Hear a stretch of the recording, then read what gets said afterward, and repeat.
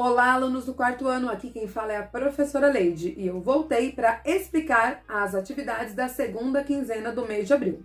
Então, vocês já receberam a atividade da primeira quinzena, espero que todos tenham feito e recebido, inclusive, o gabarito com a correção da atividade. Agora, vamos continuar. Sempre começamos com a atividade de língua portuguesa, então vamos à nossa atividade de língua portuguesa desta segunda quinzena. Continuaremos estudando o texto A Cigarra e as Formigas. Agora vamos pensar um pouco na pontuação e expressividade. Então, na primeira quinzena de abril, nós vimos a fábula A Cigarra e as Formigas. Então, nós lemos o texto, fizemos a interpretação dele, enfim. Só que o texto A Cigarra e as Formigas, além das palavras, tem algumas pontuações. Será que essas pontuações estão lá à toa? Só para deixar o texto mais bonito? Não, né? Então, a gente acabou de ver a pontuação, no texto, a gente vai pensar um pouquinho sobre ela. Qual é a função dela? Por que ela está no texto? Será que muda o sentido do texto quando a gente lê adequadamente, corretamente, empregando a pontuação? Então, vamos descobrir isso. No final deste arquivo que vocês receberam, tem uma tabelinha com sinais de pontuação. Então, para ajudar na resolução dos exercícios, primeiro eu vou ler a tabelinha, que está lá no fim do arquivo, e depois nós voltamos nos exercícios, ok? Então, vamos lá. Lá no finalzinho, vai estar assim, para estudar. Travessão. Então, travessão é aquele tracinho. Indica que alguém vai falar. E é para destacar uma palavra ou expressão. Então, na frente da fala das personagens, geralmente, tá? Nem sempre, mas é bem comum nós utilizarmos o travessão. Para que mais nós utilizamos o travessão? Para destacar uma palavra ou uma expressão. Então, eu quero dar ênfase, eu quero destacar algo, eu coloco um travessão. Nós vamos ver no texto também uma outra forma de utilizar o travessão, tá? Reticências. Então, são aqueles 3 pontinhos. Para que serve? Indica a suspensão do pensamento, dúvida ou que a frase foi interrompida. Então, alguém está falando alguma coisa e é interrompido. Posso usar reticências. A pessoa ficou em dúvida, está pensando, começou a falar, mas não sabe, ficou com dúvida. Reticências são os 3 pontinhos, tá? Parou, aquela parada de fala, parou de falar. Estava pensando em alguma coisa, estava dizendo alguma coisa e foi interrompido. Reticências. Ou porque não quis continuar. Reticências, tá bom? Essa suspensão quer dizer uma parada, ok? Deu uma pausa. 2 pontos, tá? Um ponto em cima e um ponto embaixo. Diferente da reticências, que são 3 pontinhos, um ao lado do outro, 2 pontos são um em cima e outro embaixo. Indica que alguém vai falar. Pode ser usado também antes de uma citação ou enumeração. Então, na frente da fala da personagem, nós colocamos o travessão. Mas antes que a personagem fala, antes que ela comece a falar, para indicar que vai acontecer uma fala, nós usamos os 2 pontos. Podemos usar também antes de enumerar alguma coisa. Então, você vai fazer uma lista de compras. Você pode pôr 2 pontos e começar a listar tudo o que você vai comprar, tá bom? Também é uma outra situação que nós podemos utilizar os 2 pontos. Ponto de exclamação. Indica admiração, alegria, surpresa, espanto. Então, todas as emoções, sentimentos, nós podemos indicar com exclamação, tá? Então, no texto, como que a gente vai indicar que a pessoa está muito brava? Usando a exclamação. Que ela ficou muito feliz. A exclamação também, ok? Professora, mas como eu vou saber, então, se é de alegria ou de tristeza? De acordo com o contexto, de acordo com o que está escrito, tá bom? Então, vai ter lá uma palavra, várias palavras, Você vai estar lendo uma história, você vai entender a história e pelo contexto, pelo que você entendeu, você vai saber se a pessoa está brava ou se ela está feliz, qual é o sentimento que aquela exclamação está demonstrando. Ponto final. Indica que a frase terminou, acabou. Ponto final.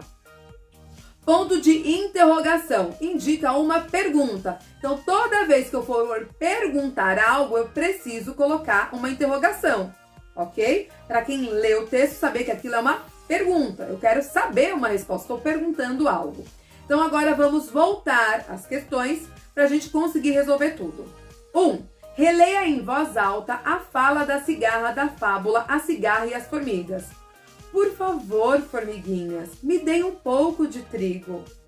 Vamos aí, tem um monte de coisa pra gente observar e várias pontuações. Mas antes da gente observar todas essas pontuações, o que você acha que a cigarra está sentindo ao falar isso? Então, quando ela fala, por favor, formiguinhas, me deem um pouco de trigo, o que será que ela está sentindo? Anota aí. Olha só, hein, que tem uma pontuação no final dessa frase. O que será que demonstra? E também a gente viu, né, que tem lá o travessão, porque é uma fala, então antes da fala do personagem, travessão. Bem antes mesmo, né? Antes de ele começar a falar, a gente já sinaliza com travessão. Nem sempre é travessão, tá, pessoal? Mas podem usar o travessão. Mas para você perceber que ali é uma personagem que está falando. 2. O sinal de pontuação conhecido como ponto de exclamação, a gente acabou de ver esse ponto de exclamação lá na fala da cigarra, pode criar efeito de ênfase ou expressar sentimentos como surpresa, alegria, dor, decepção e etc. Releia em voz alta o trecho a seguir. Repare na mudança do seu jeito de falar quando existem sinais de pontuação. As formigas pararam de trabalhar, coisa que era contra os princípios delas, e perguntaram: mas por quê? O que você fez durante o verão? Vamos ver agora. Para que serviram os 2 pontos? Eu acabei de falar para vocês, né, lá no comecinho do vídeo, explicando para que a gente usa os 2 pontos. Não lembra? Volta o vídeo, tá? E perceba que vai ser exatamente o que eu expliquei para vocês. Para que a gente usa os 2 pontos? Tem várias situações, mas uma delas se encaixa perfeitamente no trecho de texto que nós acabamos de ler. B. Qual o nome do sinal de pontuação representado no final da fala das formigas? Então eu coloquei até aqui em outra cor para vocês observarem. Tem um sinal de pontuação no final da fala das formigas. Qual o nome desse sinal? Anota aí. C. Quantas frases há na fala da formiga? O que você observou para responder? Então eu vou colocar aqui, né? Já tá aqui a fala das formigas. Vou falar para vocês qual é, para vocês não confundirem com a parte que é do narrador. Mas por quê? O que você fez durante o verão? Então, essa é a fala das formigas. Tem quantas frases? Lembrando, nós estamos observando agora os sinais de pontuação. Utilize o sinal de pontuação para te dar uma dica de quantas frases tem, ok? Anota aí. 3. Releia outro trecho da fábula. Para falar a verdade, não tive tempo, respondeu a cigarra. Passei o verão cantando. Danadinha essa cigarra, hein?